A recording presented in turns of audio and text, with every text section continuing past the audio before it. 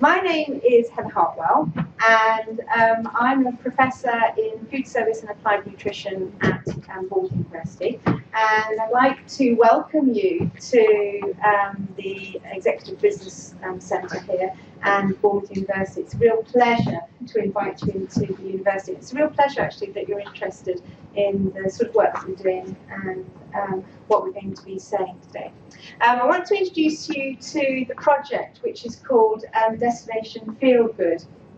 This is a project we were really fortunate that we have been funded by the Research Council, the ESRC, to actually run a knowledge exchange series of ideas cafes across this year. So this is the second in a series of 3, and we're running them here in Bournemouth, and we're also running them in Dorchester as well, for those businesses who are the other side of the county. So the first Ideas Cafe that we ran was on product and marketing. This Ideas Cafe is on food innovation. And then the next Ideas Cafe is going to be on employee well-being and how can we as a business make ourselves the employer of choice. So that's the 3 series. And there's going to be a big dissemination event in London on September the 24th, 2015, which you are all invited to. That's going to be held in Portland Place in the centre of London at the Royal Society for Public Health. So that's a series of activities that we are running. But in between that, we're also conducting a survey to see how you as a business approach wellbeing, and therefore this afternoon you might be approached by a researcher just to ask your opinion about wellbeing and food and other aspects of wellbeing that you might encourage in your business and promotion. I'm not here on my own. We are a team, and I'd like to introduce the team to you. And our team is sitting over here. The beautiful ladies at the front are Dr. Anne Hemingway and Dr. Adele Ladkin. Anne Hemingway's background is public health, and Adele's background is employee well-being within the tourism industry. And behind the 2 lovely ladies is a lovely gentleman who is Professor Stephen Page, who is also part of our team. And Stephen is a very eminent tourism professor and is editor of Tourism Management, which is a huge journal within our discipline. And behind Stephen is Professor John Edwards, who is going to be talking today about food and innovation. And John is, although retired, is brought out on numerous occasions to share his expertise with us. John has started life off in the Dorchester. From the Dorchester, I think you went to various other hotels, didn't you, John? And then he ended up as a colonel in the British Army, who was then seconded to America. And he was there trying to teach the Americans how to serve food to their soldiers. Is that right? And no. do a bit of nutrition work as well. And so, and then from that, John took up an academic career and is here today to answer questions and share his expertise. And one of the most important people, of course, is the National Coastal Tourism Academy, and Alex from the National Coastal Tourism Academy, who I'm sure you all know, who is, and the NCTA are actually a partner in the project, along with the funding from the ESRC. So we're very grateful, both from the support of the NCTA and obviously also from the Research Council, to be able to do this and work with businesses, because I think together we're more powerful than apart. Okay, so today, the focus of today is about food. It's also about innovation. And really it's quite timely with regard to the focus on food, because of course the new legislation which is coming in place in December 2014. And I know that a lot of you here are going to be interested in hearing about the legislation and your response to that legislation and the requirement of you within that legislation. Really what I want to start with is really looking at where well-being and tourism sit together and really highlighting where food sits within that matrix of activities.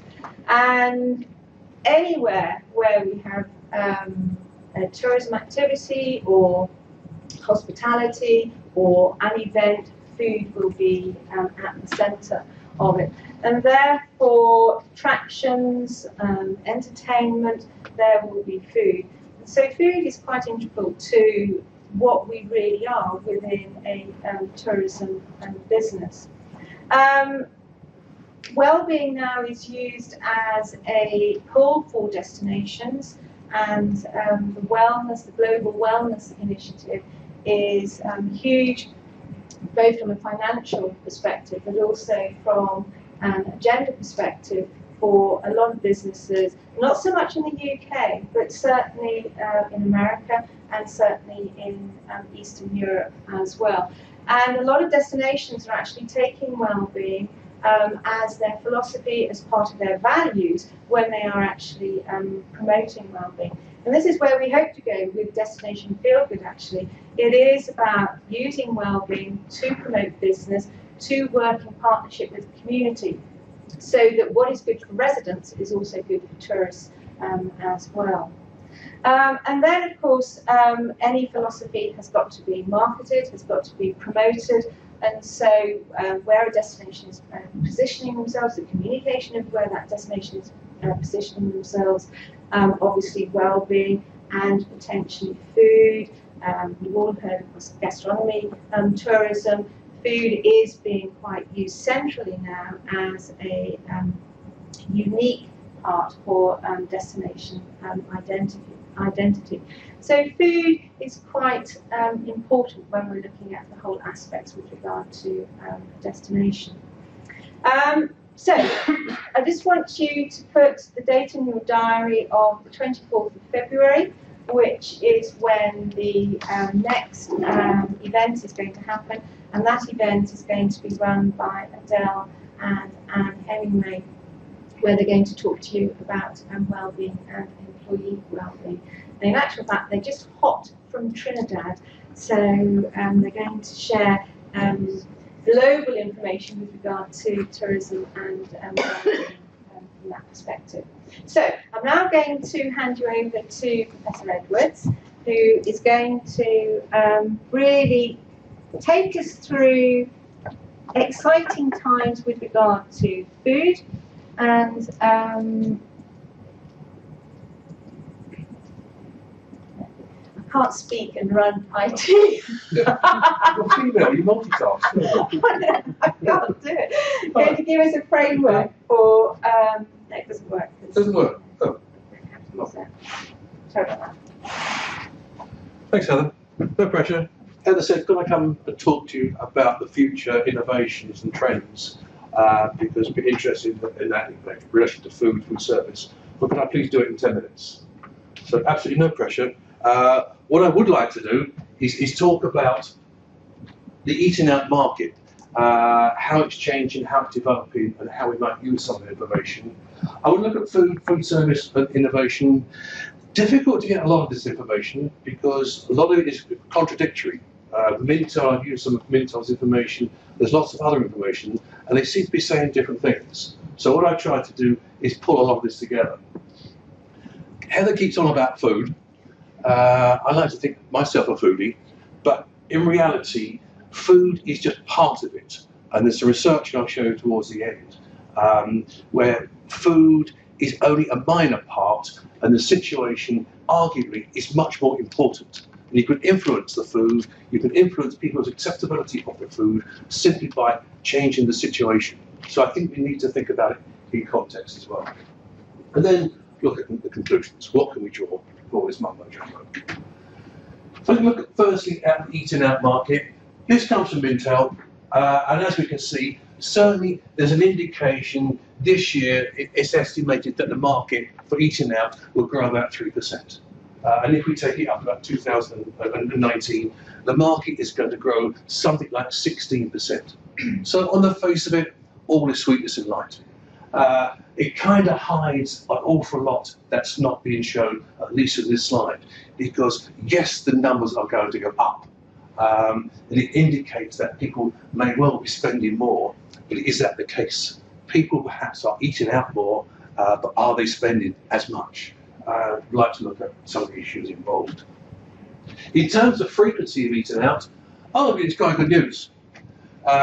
More than once a week, we can see something like 31% of people eat out at least once a week, which is kind of good. And over there, it's gone up 2%, 6%. So over the year, since last year, it's gone up 8%. So people are eating out much more. And as you might expect, the once a month is declining. Again, it's hiding some of the issues that are coming up. They may be eating out more, but they're becoming much more selective in where they go, what they spend, and so forth. So although on the face of it, as I said, it may seem important that people are eating out more, perhaps spending more, but are they spending as much individually?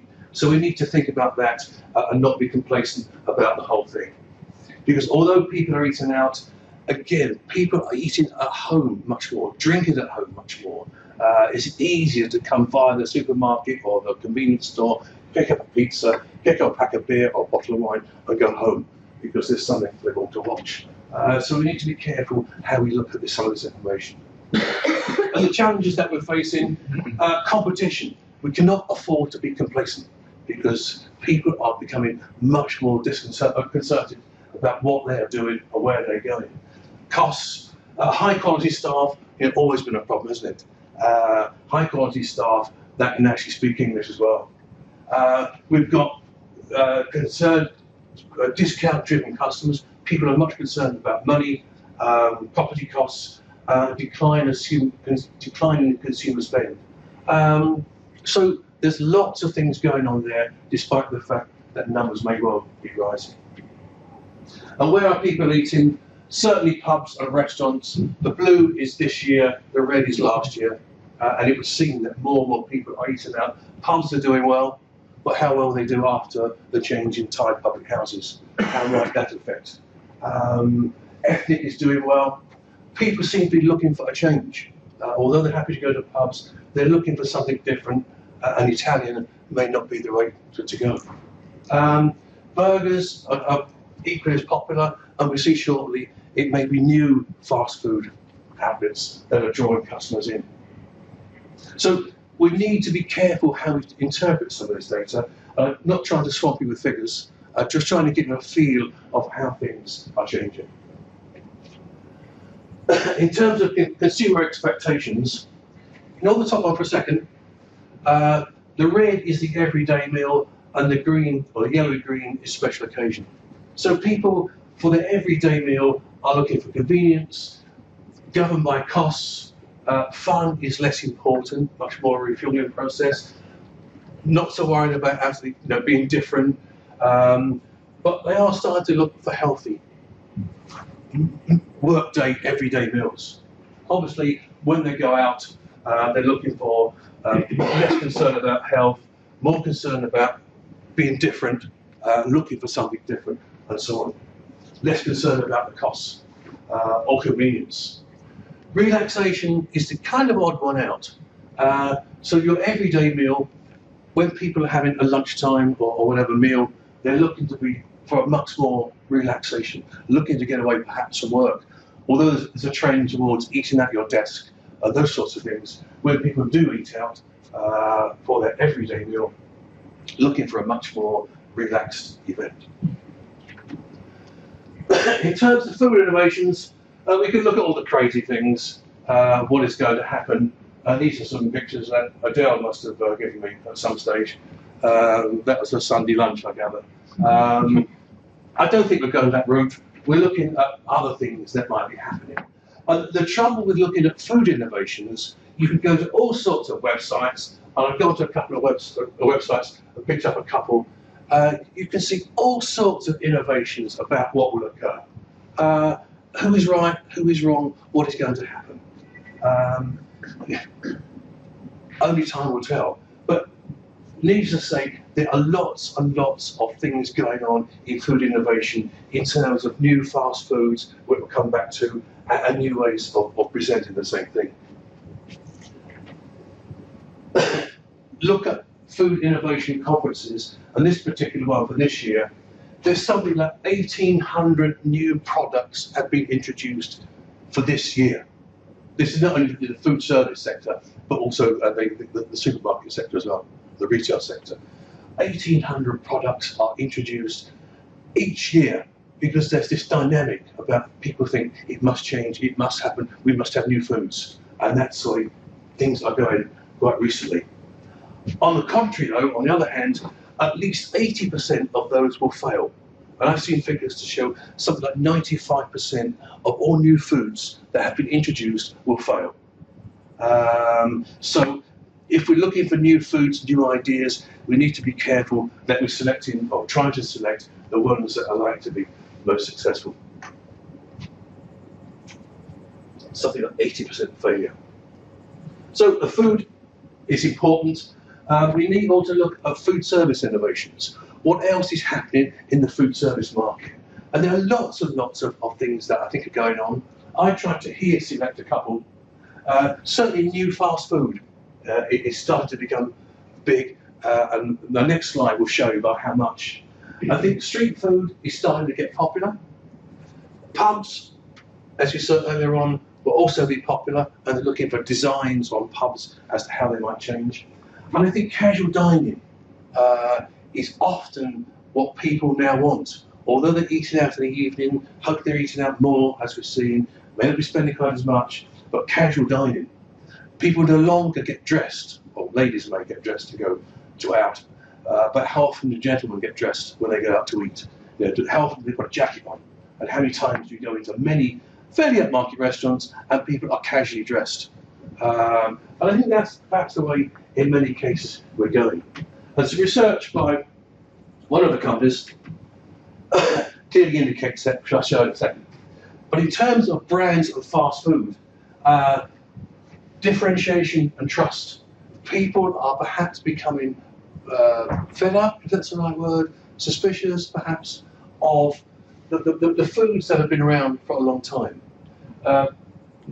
Café Rouge is not very different, but it's trusted. Whereas sushi, Yo Sushi, Wagamama, slightly different, although it may not be trusted quite as much. People are looking for new food ideas and don't simply want to eat out, eating the same thing each time. So in my respect, they're looking for new ideas there.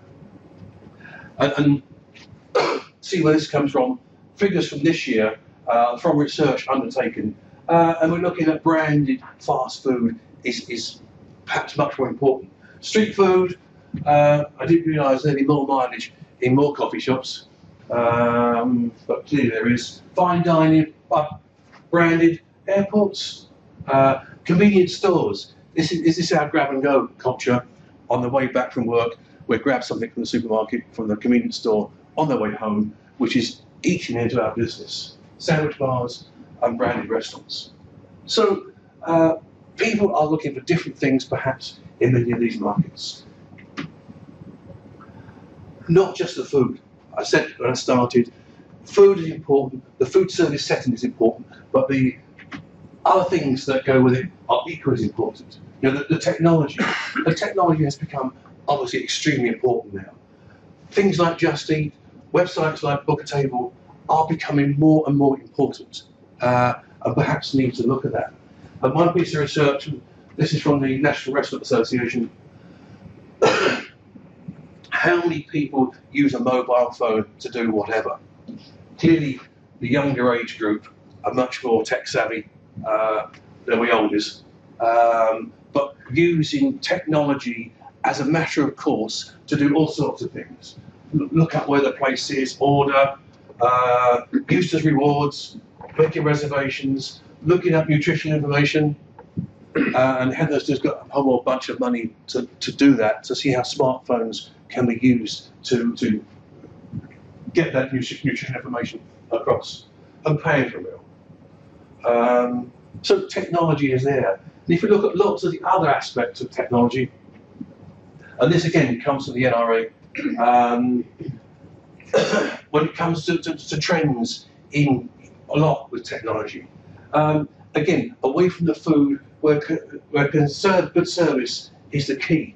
So people are choosing, in many respects, the restaurant not because of the food as such, but because of the service. Pricing is becoming much more important.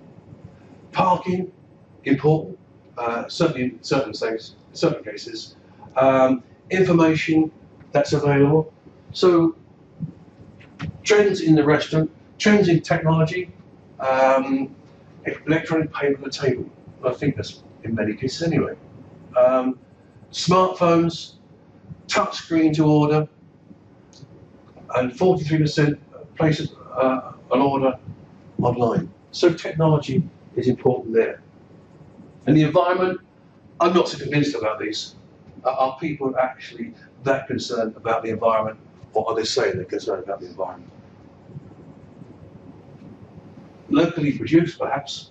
64% of people looking for locally produced. Health, more healthy options available. 72% more likely to visit a restaurant offers healthy options. No comment. No comment. Again, just race through very, very quickly looking at. I would look at not just simply the food. We did a lot of research when I was active in research, because people weren't consuming the right foods, and we looked at various aspects of eating out. And we looked at one of the issues. We looked at the perceived ethnicity of food. When we had a training restaurant, we used it. So 1 week in the training restaurant, we served what was Italian food. So the restaurant was open as normal. Italian food was on the menu and was served as the menu. People weren't told it was Italian. They were just served the menu and they chose as normal. Afterwards, we asked them how much they liked it and what country we thought it came from. And this is the results of the first week. So a lot of people think this Italian food's English or British. Some think it's Italian. A lot of people think it's French. And I think people think it's just foreign. So to a great extent, we can see how homogenous the market is, how the same it is. So simply by serving Italian type food, people think it's foreign or whatever, or English even. The following week, or the following subsequent weeks, same food, same group of customers. This time we decorated the restaurant in an Italian theme. So the flags, bunting, and so on. Same food, same people, same everything the same. Only this time it's Italian theme. People automatically think this food is Italian, and they actually liked it more. So the food is important, yes, but the setting that the food is served under is equally important. We've done a whole lot of research since, and we've served identical food in different locations and asked people to rate the acceptability of the food. The better the location, the better the setting, the more people like that food. Which to a great extent is we know it already, but we've had to prove it to show people how these things might change. So, in my brief, 15 minutes, ramble through, I've tried to show how food service, food innovations are changing, how people are going to eat out more, so the future is looking quite rosy. But it's not the chance to be complacent. People are not going to come. We've got to be much more proactive to go out and encourage these people to come in. And some of the issues I've tried to show how it might work. So the eating market is well placed when they're proactive. Important to know customers. And the earlier slide, was the difference between the occasional meal and the everyday meal and the special meal. What sort of things people are looking for in that eating out scenario. So knowing your market and knowing your customer awareness and changing trends. And again, coming back, not simply the food, it's the food, the service, where it's served, how it's served, equally important if we are to start to understand how things are going to change. Thank you very much. Anybody got any questions for John whilst I get the next slides up? John, I've got a question. Sorry. The trend of the chain-style restaurants, the Wagamama, Café Rouge, etc. What's the trend there? Do you go there because they feel safe? It's a comfortable place to go. In many cases, people are looking for something different. I'll give you the market divides into three. When you eat out, somebody will choose something they have at home, something they're comfortable with, they had before. The next third will choose something completely different. And the final third can't make up their mind. And is that an age group, for instance, because it's old, but Café Rouge is something that I've known from a long time ago. Yeah, it goes way back. So, and Wagamama's likely to go there as older people as opposed to some Well, I think older people don't eat out. The first slides I showed, older people tend not to eat out as much as younger people. So it's an age related there. So the young people are eating out more than older people, as a general rule.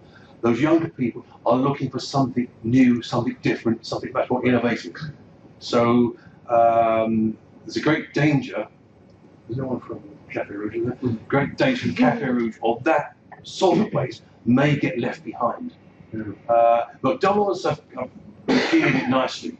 They introduce something each time to take the pressure off the core products. So they introduce wraps or whatever, takes the pressure off the core products. So they're being different each time, but the core product is still there. There's a danger with some of them that if they don't innovate or they don't move with the changing market, Little Chef, that they're going to get left behind. And there's no research on the sort of age of people. I mean, for instance, I'm looking about more now at 6 than I did when I was younger. We have more disposable incomes. Is there not a trend there? More disposable. The grey pound. Yeah. The research that the Minter reports do break down age groups. Yeah. So there's a lot of research there, and they break down the age groups. There's in the other research, other research, people are being classified differently. Rather than socio-economic groups A, B, C, and so forth. Yeah. People are being classified. They've got lovely names like Chardonnay Girl, and Chardonnay Girl, the seasoned drinker, and all sorts of. But people are being grouped differently, so to try and better understand the market. And I think that's important to understand the market. This is a comment rather than a question. It depends where places are. For example, in the centre of town, it's mostly young people. Right.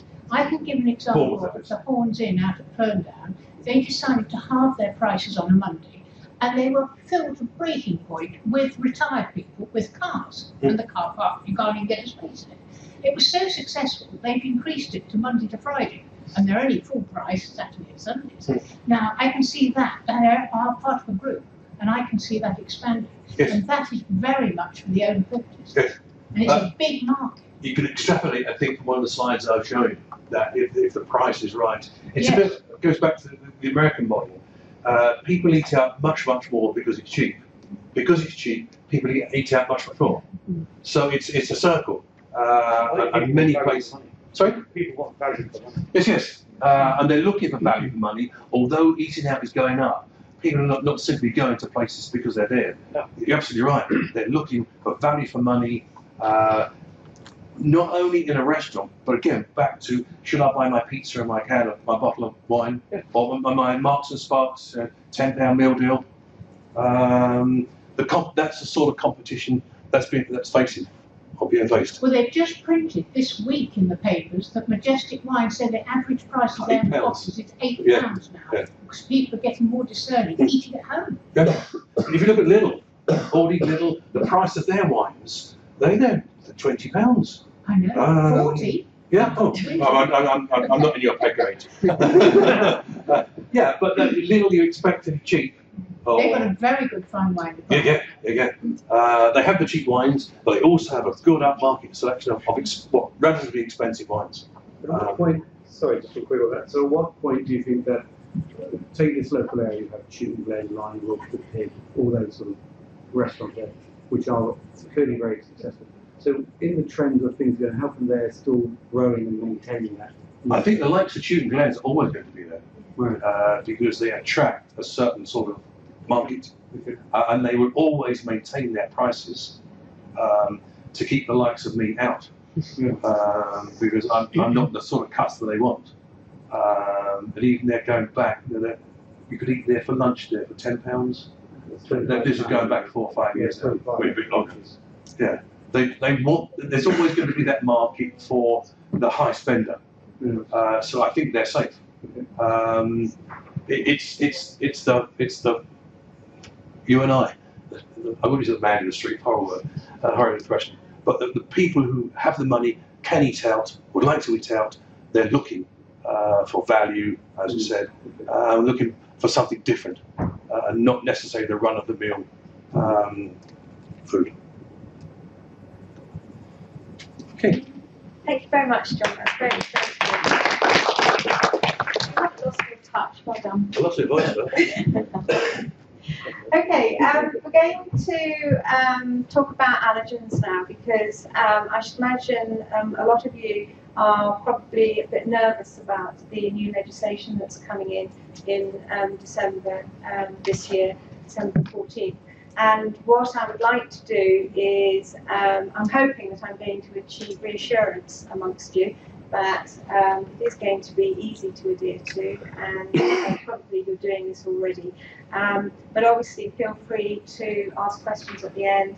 I've got some handouts here for you to take away to look at in your leisure, and I'm also going to show you websites where there are resources for you to use so that you can actually access the information.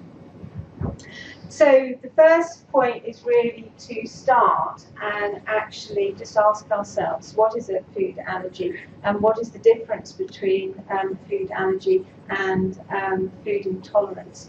I can see that some people are writing notes. This session is actually being podcasted, and on our website we are putting these resources, the slides and the podcast on the website. So please feel free just to listen and ask questions, and don't feel you've got to take all the notes down. So a food allergy is more serious than a food intolerance. A food allergy is where the immune system kicks in, and it actually identifies a dangerous substance within the body, and then it tries to fight it. So it tries to protect the body against this invasive nature by producing substances such as histamine, etc., to actually counteract what it feels is a potentially dangerous substance. This is slightly different to food intolerance, which is where the body is intolerant to an item such as lactose, for example, which is the sugar found in milk.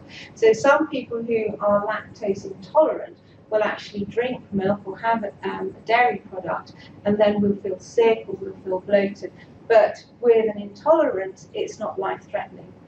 With an allergy, it can be life-threatening. And there are various stages of allergy. So there is a mild allergy. So for example, people can be allergic to strawberries, for example, and might come out in hives, in red blotches.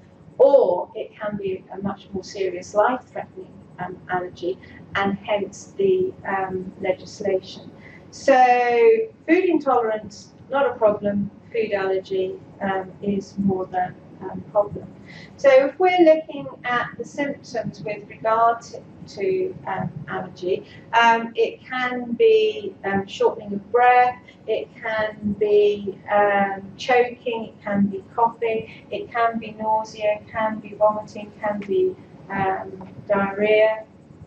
The problem with the throat and why people die is people who have nut allergy, for example. That's when the throat swells up and actually stops the air being able to go into the lungs. And that is a problem with regard to particularly people who are very sensitive to nuts. And some people are so sensitive to nuts that even if a product has been prepared in the same room as where there is nut dust, they can become really, really ill. And so, to a certain extent, it is a really serious challenge for us within food service. And one of the new proposals is actually to look at HACCP, which is Hazard Analysis Critical Control Point, which we use for food safety, and translate that through into preparing food, controlling food with regard to allergens. So research is just happening within that field at the moment, and that is the debate that has been happening in the industry. So we could end up with a consumer looking like this. I will give you an example of an even worse case that happened about 5 years ago. There was a daughter and father going to eat in the store canteen in Debenhams in London. Going along the canteen, and the daughter fancied a piece of lemon meringue pie. And she had this lemon meringue pie, and unfortunately then died.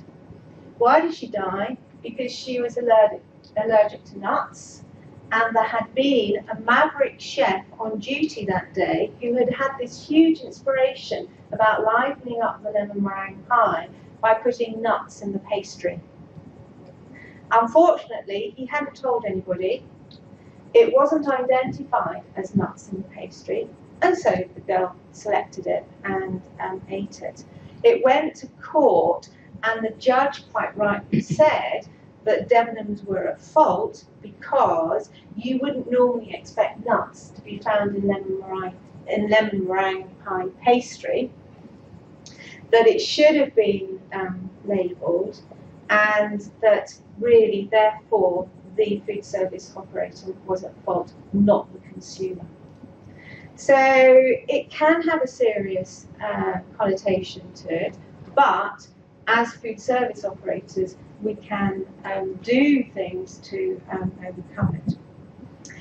1.92 million people have a food allergy. However, I can absolutely guarantee that you probably get at least 5 people a night who tell you that they've got a food allergy or a food intolerance who come into your establishment. It's very fashionable at the moment to have food intolerance. And having said that, though, we still have to take it seriously, because it could be that they are intolerant or allergic to food and need to know what is in the food. So although in reality it's probably just a small number, we do have to take everybody's request and individualisation as important. And there's no cure for food allergy. Food intolerance you actually can grow out of. So sometimes children have lactose intolerance, for example, and as they become older they can grow out of it. But food allergy, there is no cure. So, the legislation is changing, and the legislation is changing in December, and it's EU legislation, and the UK being a member of the EU, we have to reflect within our own legislation that which is laid down in the EU legislation. There are existing requirements already for packaged foods, and these existing requirements are now just being translated into food service as well. And it's partly to do with the fact that more and more people are eating out, and therefore more people need to know what they're eating when they're eating out. So there is this new requirement within food service. And actually it covers businesses at all stage of the supply chain. So if we are at the end, the food consumption side of the supply chain, we should be relying on our suppliers to actually tell us the allergens which are in those ingredients.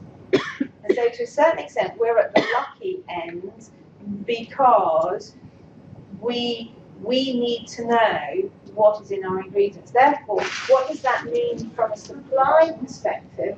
It means that we need to use suppliers who are actually going to give us that information. So the legislation actually falls within the consumers at all part of consumption. The final consumer needs to know if there are any allergens within the food that they are consuming. What are the allergens that we have to name? Well, these are the allergens. They're the big 14. And I'm sure you'll recognise these allergens as allergens that are already identified to us on retail products. Things such as peanuts and milk and fish, crustaceans, etc. Sulfur dioxide is if it's more than 10 ml per gram. So sulfur dioxide appears in sausages, for example. So it's sausages that you've got to look out for there. So what does it say with regard to the legislation? Well, it says that information has got to be accurate, it's got to be consistent, and it's got to be able to be validated and verified. It's got to be conspicuous, it's got to be legible, it's got to be visible, shouldn't be hidden, shouldn't be obscured, but it could be presented as a picture. So it does give very clear guidance with regard to it being legible, but it does give, the legislation does give the opportunity to present that information in a variety of ways. So it could be highlighted, and this is an example of where allergens are highlighted on a packet, or it could be bold, which is another example of a packet. But what does this mean for food service? On a packet, it's quite easy, but from a food service perspective, this is where the challenge might arise. So, obviously, it's got to be accurate. That goes without saying. What does consistent mean? Well, it could mean that maybe you have a nominated person. So you have a nominated person within your business who actually knows the allergen information which are in the menus, the dishes, the products, and therefore they are the first point of contact if a consumer says that they have an allergic reaction to somebody. And that does then tick that box with regard to consistency and reliability of information. What does verifiable mean? Well, it means that if you say something, that information can be backed up. So is that information in a menu booklet, in a information sheet? And I sort of go back to using the principle of HACCP behind here, because in HACCP you have to be very, very structured with regard to the information that is put within the HACCP sheets, the food safety sheets, and actually talk about control points, etc. So, could you have a scrapbook? Could you have a loose leaf folder of all the menus and with the allergens identified in there, or even the labels in there? So you could declare the allergen information on a contain statement on the menu. It could be in another conspicuous place, perhaps if it's self-service, right next to the food item. Or you could even signpost consumers. So you could have on your menu the signpost that I've given you an example of here: food allergies and intolerance. Before you order your food and drinks, please speak to a member of our staff for more information. And then that would then be signposted maybe to the person who's going to be the responsible person with regard to allergens. So you could have a menu card, you could have a menu folder with this information in it. I'm going to give you 2 web pages with regard to resources that might be helpful for you from a practical application point of view. The first one is the Food Standards Agency, and the next 2 resources that I've got up on the slide are actually available from the Food Standards Agency website. So if you're putting together a folder, you might like to have a chart like this, where you have the dishes, and you tick the allergens which are present in those dishes. And that would be good enough as a resource to verify the information that you've got. Or you might like a recipe card. So you might want to get your chefs involved, and I would definitely suggest that you get your chefs involved so that it's a team effort, so that the chefs have a recipe card and can actually tick the allergens that are present within that dish. And you can see that there is a review and check section at the bottom of that recipe card, which just makes sure that you as the manager also know where the allergens are in the dishes, and that the information has been checked as well. So those 2 resources are available to download on the Food Standards Agency website. And I'm going to show you this because this is what your consumers might be bringing you. So once the legislation is completely in place, I am sure that it will be splashed across the news, and therefore your consumers will be even more aware of allergens and intolerances, and they might pick up a card such as this, which they then show you, give to you, etc.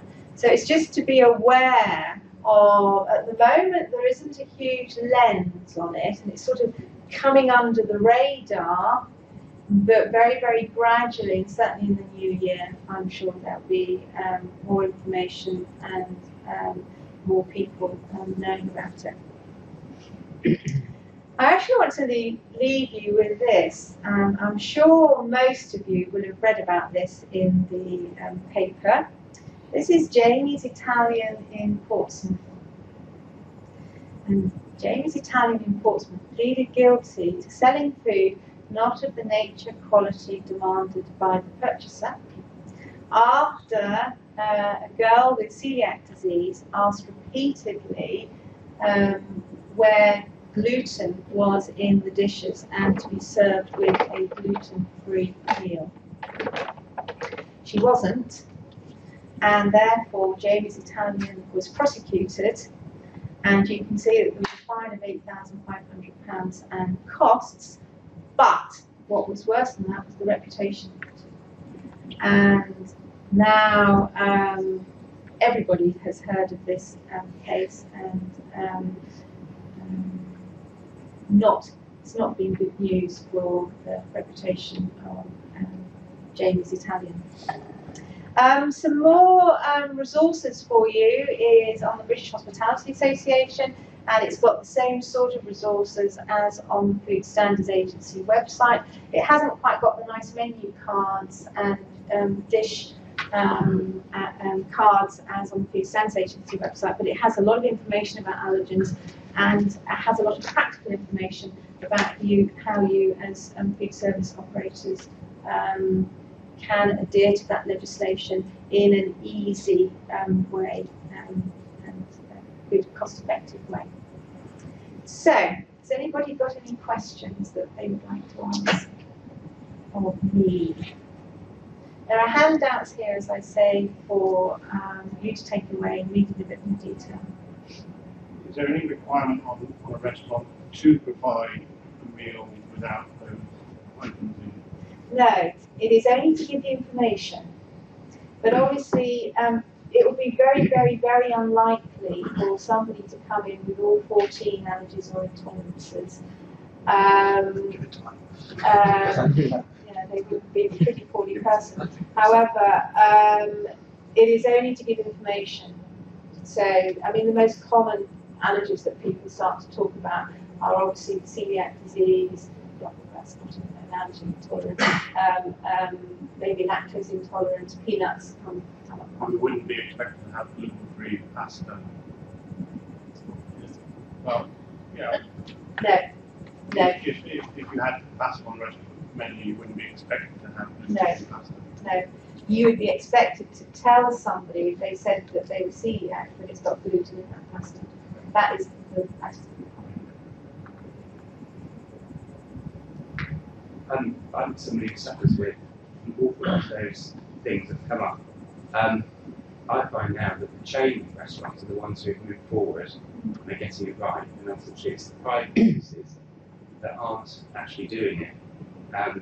When you're saying about gluten-free pasta, it's something really simple you can stock, and lots of places, the chain places will have it, but the private places, when you're trying to book a table and go out, it's very hard.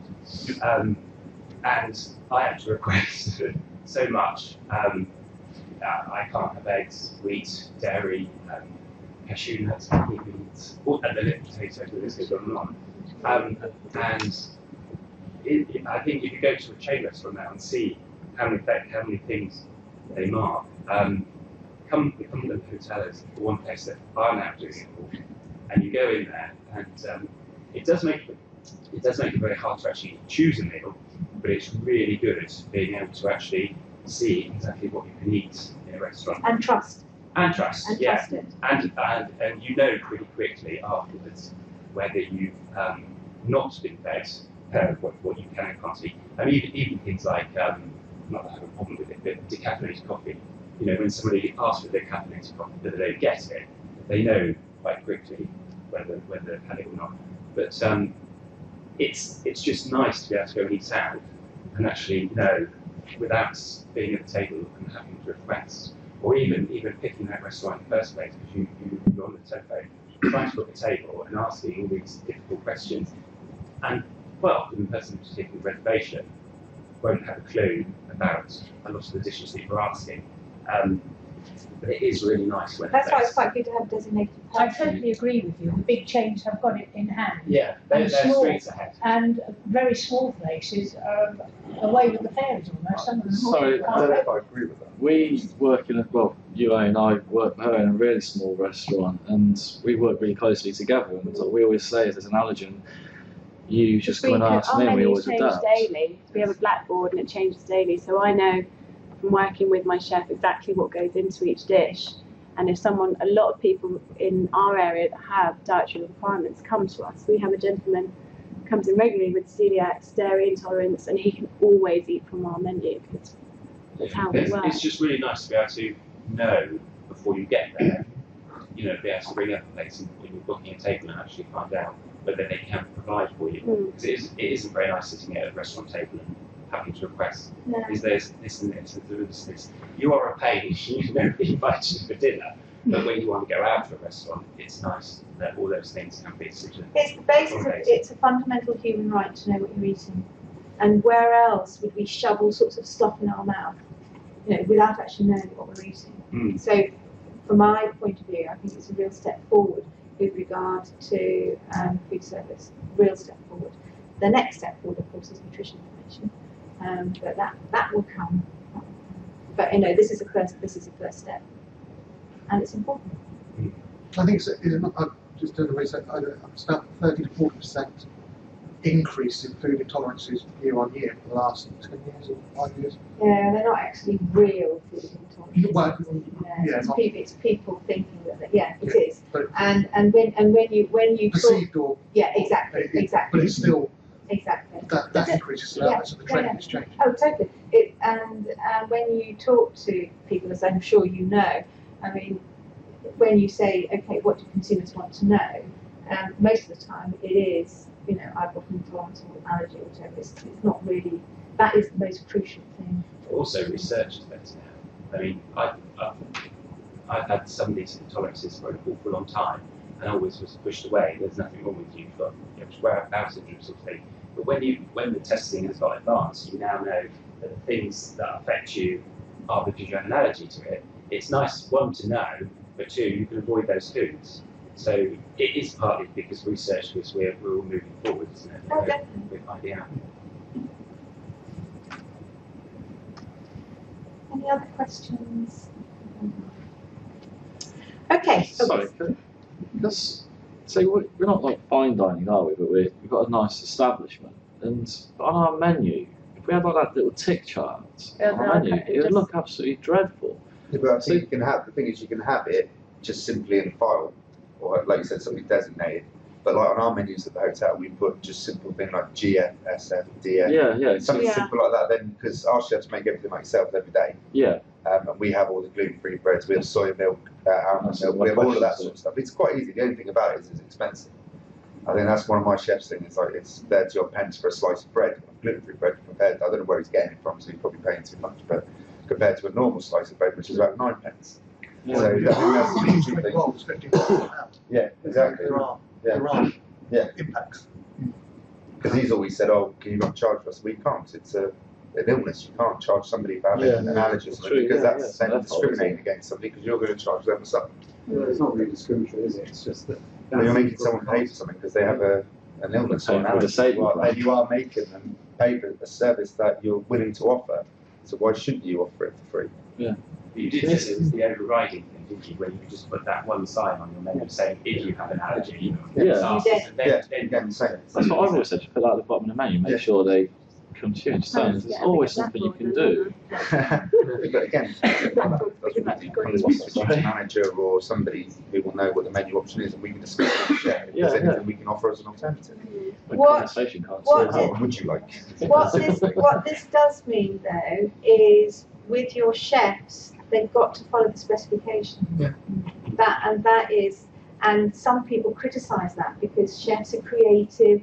You know, they come in one morning and they suddenly feel that they want to do X, Y, and Z, but they're not going to be able to do that. I've been doing this for 14 years now, and I'm not going to say say sausage and mash and just chuck a load of peanuts in the bloody mash. Because I'm actually generally quite scared of allergies now. I want to stick to how it was classically done in the first place. So still things that people know as well. So it's sort of a bit of common sense. It is, but not everybody has common sense. Yeah, I know. teach somebody, I'm afraid. But it's also about the customer coming through your door, regarding the system that's going in place. I was interested to figure 1.9 million out of 63 million people, which haven't changed a lot of things to that minute number. So it's quite interesting they've done that. But also it's about the customer coming to the door saying, or seeing that I had this problem. Now in the past, anytime a customer's coming to us and saying they've got an expression, someone's gone away to check and told them they're not sure, saying we don't think we have this dish. So this is going to make it clearer. But it's equally so the customer coming and saying, I have this problem with a friend in the front here. If you have to do a much more expensive dish, then I see the customer has to pay for it. You know, we are running. Well, yes, I mean, not something about specialty, but it's something you can adapt on your menu by taking something out. We use just corn flour in our soups, so it's just a thickener. We don't put any flour in it at all. So we know that every chef knows that. Every day we make the soup fresh, so we can say, right, you can have that. But every morning we go through the menu with the chef before it's printed for the guests to see and go, right, what's this? What can we do? My mum Can we offer it? She is, well, she hasn't got celiac disease or anything, but she is intolerant. So when we opened the restaurant, the menu was designed so that she could pick anything off the menu without having any problem. So unless it was a tart, that would be the only pastry, or the bread, homemade bread, but that's quite obvious. Everything else, there's never any flour used in the soups. There's no hidden ingredients at all. So it's much more straightforward. Yeah. And just to go back to your point of 1.92 million, that's just in the UK. Yeah. This is in EU legislation. And the principle of the legislation is actually it's a human fundamental right. People should know what they're eating. You know, that's the sort of premise. Yeah. And that's the way it's freedom of information. That's where the sort of EU is going. That's where it's come from. Not that this has got to happen because there's that population. And I think, I wholly support that. I think we should know what we're eating. And there isn't anywhere else where we go where we haven't got a clue to say what we're shoving into our bodies. We were thinking of having like a food passport for the dish. Oh, So, yes. because if you make what do you make? You make fish pie or something. One day it might have this fish, and the next day it might have different fish. And That's the problem with crossover staff as well. It's all right having one designated person, but I have 2 days off a week. If I'm a designated person, I'm off. Yeah.